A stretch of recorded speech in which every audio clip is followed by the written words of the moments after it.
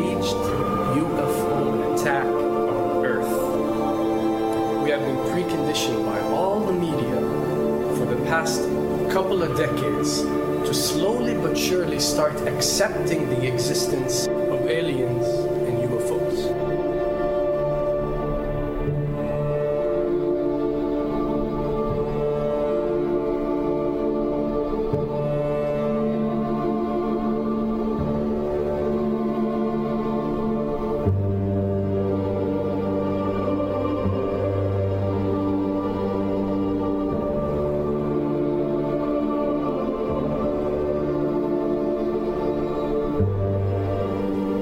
I can tell you right now that 99% of every UFO sighting that has ever taken place has actually not been an unidentified flying object, because this has always been military technologies.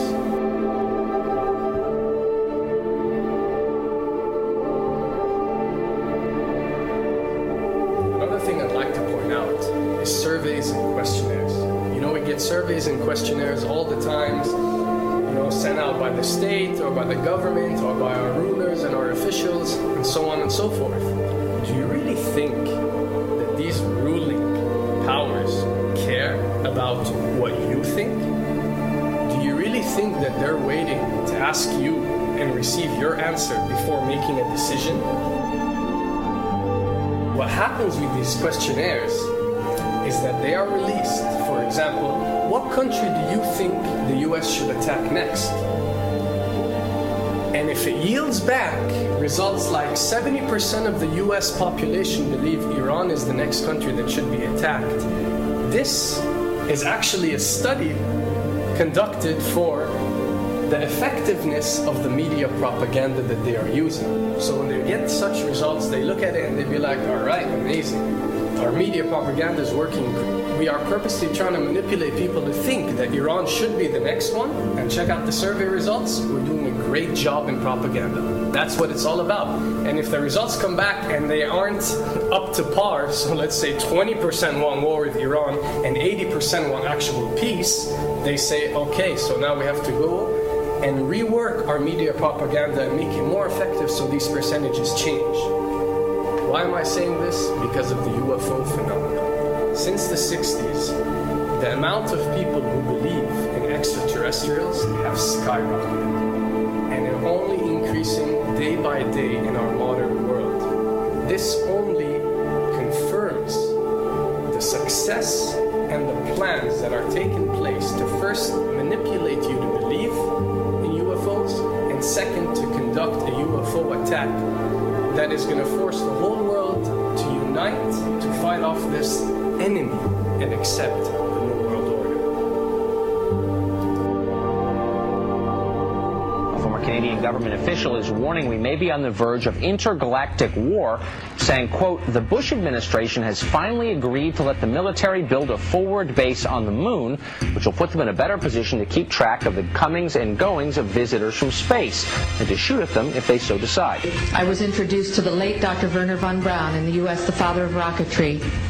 In my first meeting with him, during that first 3.5 hours, he said to me, Carol, you will stop the weaponization of space, because there is a lie being told to everyone that the weaponization of space is now first being based upon the evil empire, the Russians. There are many enemies, he said, against whom we're going to build the space-based weapon system, the first of whom was the Russians, which was existing at that time. Then there would be terrorists. Then there would be third world countries. Now we call them rogue nations or nations of concern. Then there would be asteroids. And then he would repeat to me over and over, and the last card, the last card, the last card would be the extraterrestrial threat. As a military strategist, as a person who worked on the MX missile, which I did later, he said, you will find that there is going to be a spin to find some enemy against whom we have to build space-based weapons, and now we should expect the spin. And that's the formula, except that it's all based on a lie. A supersonic saucer. Called the Silver Bug, it was truly revolutionary. The plans show in detail a multi-jet engine craft that boasted amazing maneuverability and speed. It's an intriguing thought that this concept may tie in with the work of the German scientists who brought saucer technology to the US at the close of the Second World War. What was needed were certain cover stories. What do you do when people are spotting aircraft and then telling reporters that they've seen something very unusual flying out of an airbase in Nevada? And frankly, this was the origin of a lot of the sightings that took place in the mid-50s, 1954, 55, 56, of unidentified flying objects, the UFOs. So the CIA was involved in encouraging people to believe that, yes, they saw UFOs, and the CIA and the military tried to be very helpful to reporters to get these stories out, to divert the attention of the country, and particularly the people in this region, about what they had actually seen. Mexican Air Force pilots capturing on videotape what are said to be 11, count them, 11 UFOs. The Mexican Air Force has released a video that some of you are going to find difficult to believe. A journalist says it shows images of UFOs tracking a Mexican military plane. So what's the truth about UFOs? The story of successive attempts to develop radically new forms of flight, conducted under the strictest secrecy, is inextricably bound up with our relationship with UFOs over the last 60 years. Whether it's Allied pilots buzzed by strange balls of fire in 1942 or the Roswell incident 5 years later, there is a strong case to be made that secret military technology offers a convincing explanation for many UFO stories. Anytime the government has secrets that they can keep from us, they can manipulate us by those secrets. In essence, they still remain 25 years at least ahead of us in technology, information, and knowledge, and secrets, and they are using them against us. I heard over the years many times over that the plan to usher in the New World Order would be to make all the people in this country and around the world feel totally helpless to prevent the New World Order from occurring, this world dominance plan, by saying that we had been invaded by aliens, so that we would say, oh, please, UN, come in and help us all. So bear in mind that there is a plan, orchestration,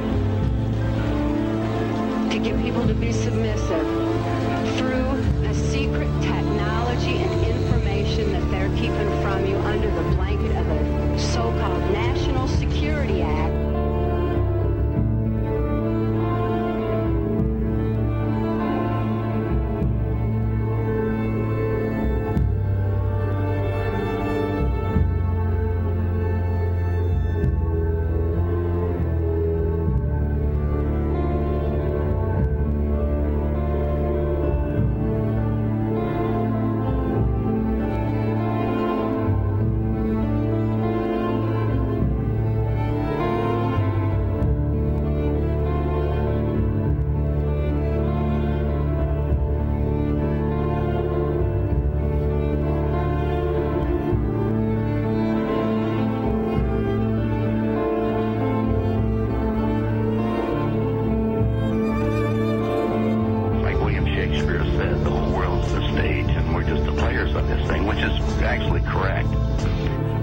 Perhaps we need some outside universal threat to make us recognize this common bound. I occasionally think how quickly our differences worldwide would vanish if we were facing an alien threat from outside this world.